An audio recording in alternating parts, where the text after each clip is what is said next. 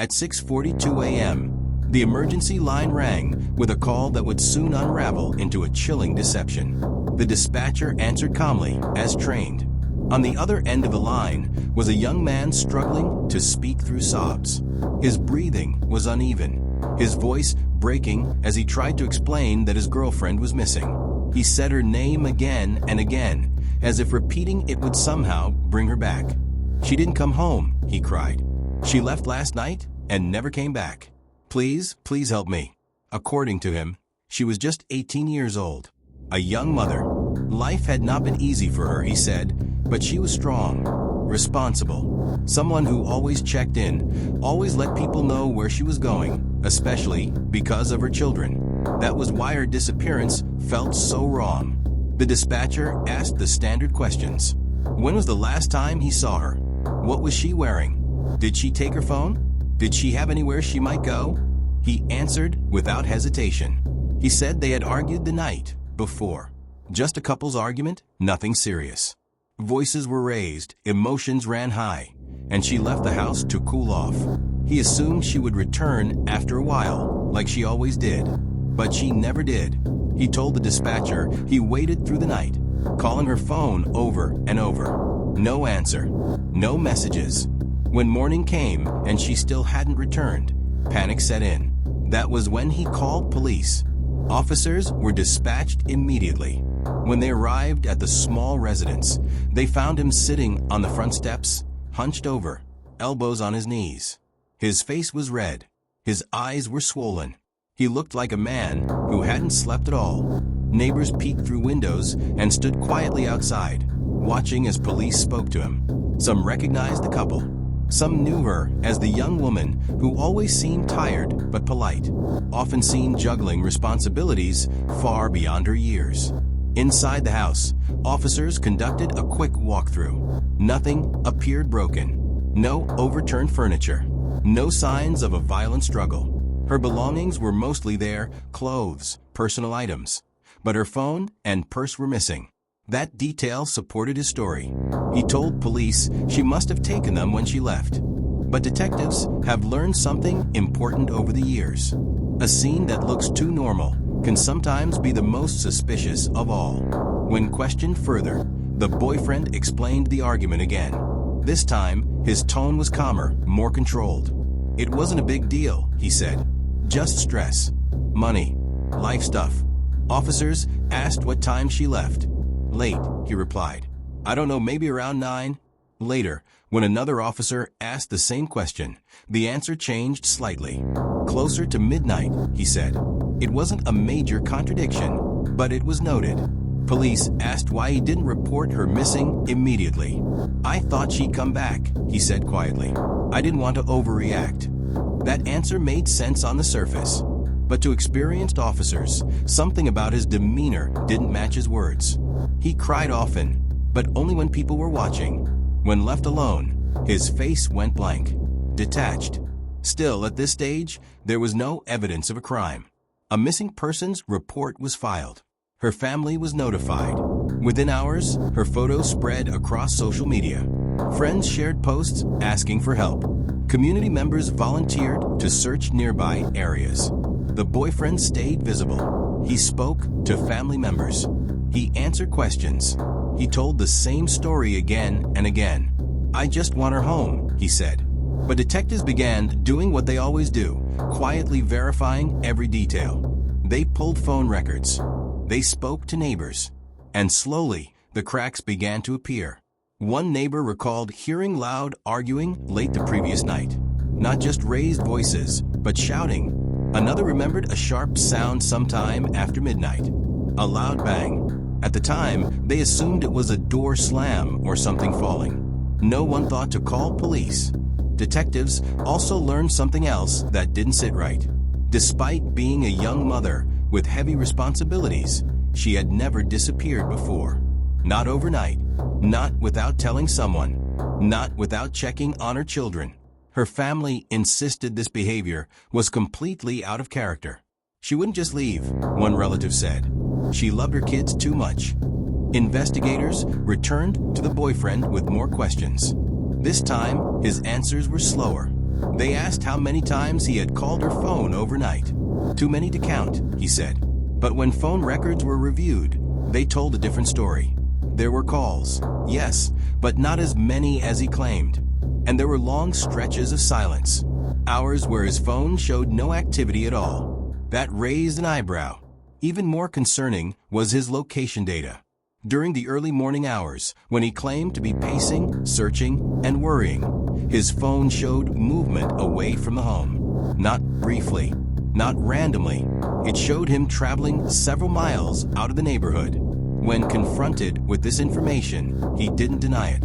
"I went driving," he said. "I needed air. I was stressed. Driving to clear your head is normal." But detectives asked one simple question. "Why didn't you mention it earlier?" He had no answer. As the day went on, search efforts intensified. Officers expanded their focus beyond the immediate neighborhood. Flyers were distributed. Volunteers walked fields and wooded areas nearby. The boyfriend joined some of the search efforts, though not for long. Observers noted that he stayed close to officers but rarely ventured far. He often checked his phone. He avoided eye contact. Late that afternoon, detectives requested permission to conduct a more thorough search of the property. This time, forensic technicians were brought in. The boyfriend agreed. At first, nothing obvious appeared. But behind the house, near a small storage shed, one detective noticed something unusual. The ground looked disturbed. The soil was darker, recently turned. It was subtle, but unmistakable. When investigators moved closer, the boyfriend's behavior changed instantly. His shoulders stiffened. His hands trembled. He stopped talking. An officer asked him to step away from the area. For the first time since police arrived that morning, he didn't cry. He went completely silent. A shovel was brought out. The first few movements uncovered nothing but dirt. Then the shovel struck something solid. Everything stopped. The lead detective looked at the others and gave a slow, deliberate nod. This was no longer a missing person investigation, and the call that had sounded like fear that morning was about to be exposed as something far darker. The moment the shovel struck something solid, the air behind the house changed. Officers froze. No one spoke. The only sound was the faint rustle of leaves and the distant noise of traffic beyond the neighborhood. What had begun as a missing person investigation now stood on the edge of becoming something far worse. The boyfriend was escorted several feet away. He didn't resist. He didn't ask questions. His face had lost all color, and his eyes were fixed on the ground, as if he already knew what would be uncovered. Crime scene tape went up within minutes. Forensic technicians carefully cleared away loose soil.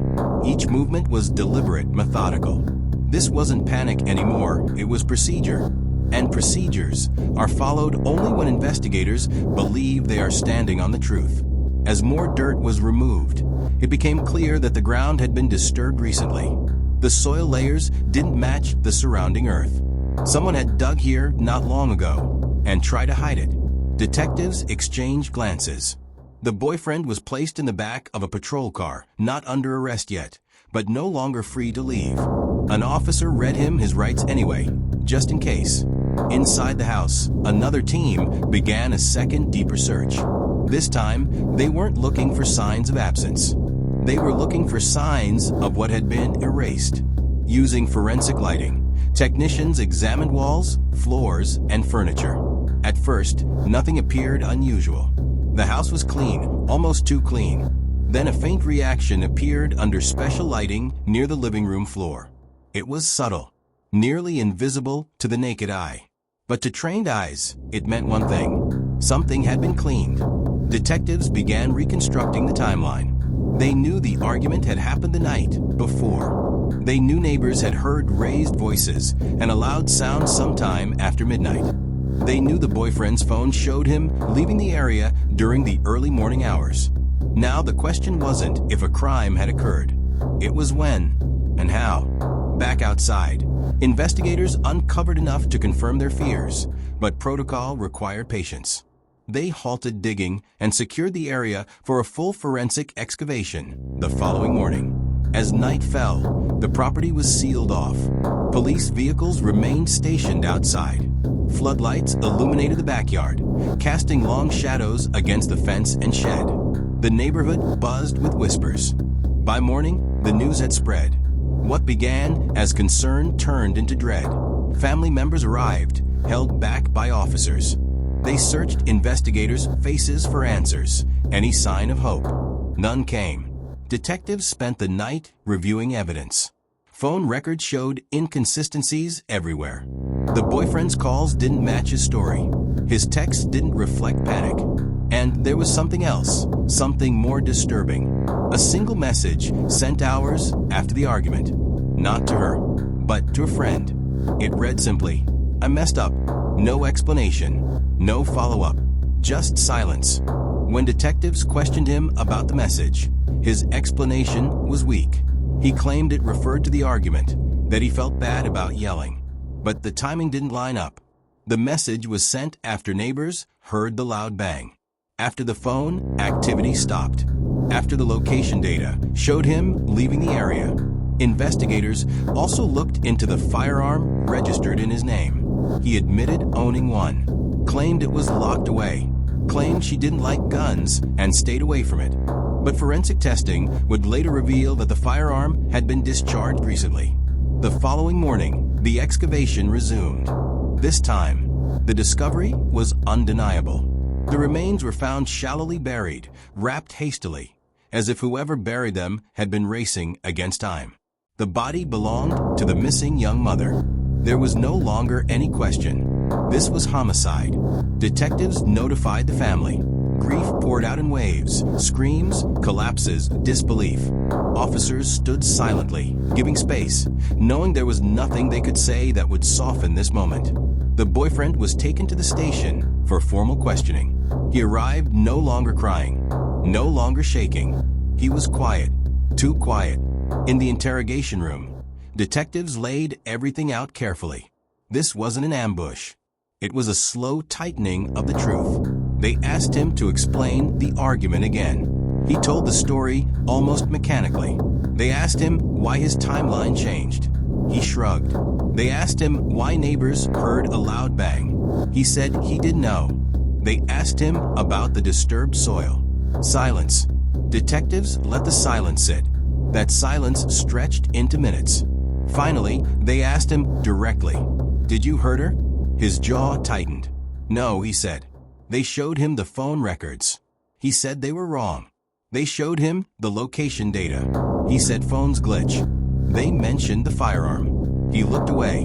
When told that gunshot residue had been detected on his hands, his breathing changed. Still, he denied it. Hours passed. Then detectives changed tactics. They spoke about her children, about the future she had talked about with friends, about the people who loved her. They asked him why he called police crying. He swallowed hard. "I was scared," he said. "Scared of what?" a detective asked. He didn't answer. When they told him the bullet recovered during the autopsy matched his gun, his shoulders slumped. That was the moment. The performance was over. His story changed. He admitted there was a struggle. He said the argument escalated. He claimed she grabbed the gun. He claimed it went off accidentally. But accidents don't explain what came next.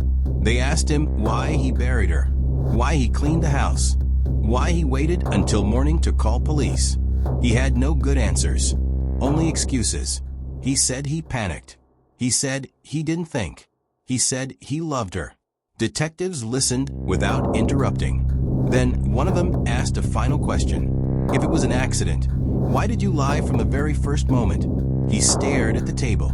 And for the first time since the call that morning, he broke, not into tears, but into something colder. Resignation. Outside the interrogation room, investigators prepared charges. Murder, false reporting, tampering with evidence. But as devastating as the truth was, something even darker remained. Something detectives had not yet revealed to the public. Because the autopsy showed something that completely destroyed his accident story. Something that would haunt everyone involved. The autopsy report arrived quietly. No flashing lights. No dramatic announcement. Just a sealed envelope slid across a metal table in the medical examiner's office. But inside that envelope was the truth, the kind that strips away lies and leaves nothing standing. Detectives gathered as the medical examiner reviewed the findings. The cause of death was a gunshot wound. Not just any gunshot wound, a close-range shot. There was no evidence of a struggle for the weapon. No defensive wounds on her hands. No sign that the gun had discharged accidentally while being grabbed or pulled. The bullet entered at an angle consistent with someone standing still while someone else aimed. That single detail destroyed the boyfriend story. This wasn't panic. This wasn't an accident. This was intentional. The medical examiner explained further. Gunshot residue patterns indicated proximity. The lack of additional trauma suggested she hadn't been attacking or fighting. She hadn't been lunging. She had been facing him, listening. When detectives returned to the interrogation room, the boyfriend already sensed the shift. They didn't raise their voices. They didn't accuse. They simply told him the truth. The autopsy doesn't support your story. He said nothing. They explained what close range meant. They explained what the absence of defensive wounds meant. They explained that physics, biology, and evidence don't lie. His jaw clenched. This wasn't an accident, a detective said quietly. And you know that. For a long moment, he stared at the wall. Then he spoke. His revised confession was colder than the first. He admitted he was angry. He admitted he felt disrespected. He admitted he felt overwhelmed by responsibility. He said the argument escalated beyond control. That he picked up the gun to scare her. That he didn't mean to pull the trigger. But investigators had heard this before, and they knew what came next mattered more than the shot itself. They asked him why he didn't call for help, why he didn't try to save her, why he chose to bury her instead. His answer was chilling in its simplicity. I didn't want to lose everything. In that moment, detectives understood exactly who they were dealing with. Someone who weighed consequences and chose himself. The timeline became clear. The argument happened late at night. Voices were raised. Neighbors heard shouting. At some point after midnight, the gun was fired. She died where she stood. He didn't scream. He didn't run for help. He stood there. Then he began cleaning. For hours. He wiped surfaces. He gathered belongings. He removed evidence. He moved her body outside under cover of darkness. At some point he dug. Not deeply. Just enough. When the sun began to rise, he washed his hands, changed his clothes, and lay down. He slept. Then he woke up and called police crying. The call that had sounded like fear was revealed as performance. Prosecutors would later describe it as a calculated act of deception. But the autopsy revealed something else. She had not died instantly. The medical examiner explained that there was a brief period where survival might have been possible with immediate medical attention. Minutes. Minutes he spent covering up. That detail devastated her family. It meant she might have lived if he had chosen differently. News of the findings spread quickly. Public sympathy shifted to outrage. Comment sections filled with anger. Candlelight vigils turned into calls for justice. People questioned how someone could fake grief so convincingly. Investigators expanded their case. They recovered the firearm. It matched the bullet. Gunshot residue confirmed he fired it. Soil samples tied him to the burial site. Digital evidence showed searches on his phone related to missing persons and police procedures. He hadn't just panicked. He planned. In court, his defense attempted to soften the narrative. They argued emotional stress, youth, poor decision-making. But prosecutors focused on one undeniable fact. After she died, he had a choice. And he chose deception. During pre-trial hearings, the boyfriend finally broke down, but not when discussing her death. He broke when discussing the charges. Life in prison, the loss of freedom, the consequences. Not once did he mention her children. Not once did he speak her name without being prompted. That silence spoke volumes. The trial date was set. Family members prepared to face him in court. But nothing could prepare them for what would happen next. Because just days before jury selection, investigators uncovered something else. something buried not in the ground, but in his digital history. Something that suggested this tragedy might not have been as sudden as he claimed. It suggested intent. The courtroom and motive was silent the morning the trial began. Not the calm kind of silence, but the heavy kind. The kind that presses down on everyone in the room, reminding them that something irreversible has already happened. On one side sat the prosecution, stacks of evidence neatly arranged. On the other sat the defense, focused on mitigation rather than denial. And in the middle, at the defendant's table, sat the boyfriend, the same man who had once called police crying, claiming fear and confusion. Now, there were no tears, just stillness. The judge entered. The jury filed in. 12 strangers who would soon decide how this story would end. Prosecutors opened with a simple statement. This case is not about a moment of anger, they said. It's about what happened after. They walked the jury through the timeline, step by step. The argument, the gunshot, the cleaning, the burial, the phone call. They played the recording of his emergency call. The crying filled the courtroom. Some jurors shifted uncomfortably in their seats. Then the prosecutor paused the audio. That, they said, is not grief. That is theater. Witnesses followed. Neighbors testified about the shouting and the loud sound late that night. Investigators described the disturbed soil behind the shed. Forensic experts explained gunshot residue, trajectory, and time of death. The medical examiner's testimony was the hardest to hear. They explained that the wound was close range, that there were no defensive injuries, that she had not been attacking or struggling. Then came the detail that silenced the room. She had not died instantly. There was a brief window where medical help could have saved her. The defendant looked down. Her family wept openly. The prosecution ended with one final point. He didn't just take her life, the prosecutor said. He took her chance to live, and then pretended to search for her body. The defense did not deny the death. Instead, they argued immaturity, emotional stress, poor judgment. They described the defendant as overwhelmed, frightened, incapable of handling the consequences of his actions. They asked the jury for mercy, but mercy requires remorse, and remorse was hard to find. When the defendant testified, his words were careful, measured.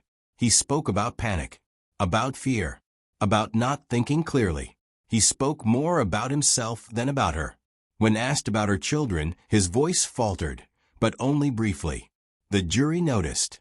After closing arguments, deliberations began. Hours passed. Her family waited in a quiet room, holding hands, bracing for the decision that would shape the rest of their lives. When the jury returned, no one needed to ask which way they had decided. The verdict was unanimous. Guilty. On all major counts. A quiet gasp rippled through the courtroom. Her family collapsed into one another. Some cried. Some stared straight ahead, frozen in relief and pain all at once. The defendant closed his eyes. Sentencing came weeks later. This time, the courtroom was full. Family members gave impact statements. One by one, they stood and spoke about who she was beyond the headlines. They spoke of her laughter, her exhaustion, her dreams, her fierce love for her children, how she kept going when others would have given up. One family member turned to the defendant. You didn't just kill her, they said. You erased a future. When it was his turn to speak, the defendant stood slowly. He apologized, but it felt rehearsed. The judge listened carefully. Then the judge spoke. You had multiple chances to choose differently, the judge said. You chose deception every time. The sentence was severe. Decades behind bars. As deputies led him away, he looked back once. No one met his eyes. Outside the courthouse, cameras waited, but her family declined interviews. They didn't want attention. They wanted healing. The case faded from headlines over time. But its impact did not fade for those left behind. Her children would grow up without her, without bedtime stories, without her voice, without answers that could ever make sense. Community members continued to hold memorials. Advocacy groups spoke about domestic violence, warning signs, and the danger of manipulation disguised as love. Her story became a lesson, one told in whispers, vigils, and late-night conversations. A reminder that not all cries for help are real, and that sometimes the person pretending to search the hardest is the one hiding the truth. Years later, the recording of that emergency call still exists in evidence archives. A man crying, a voice shaking, a performance convincing enough to delay the truth, but not enough to escape it.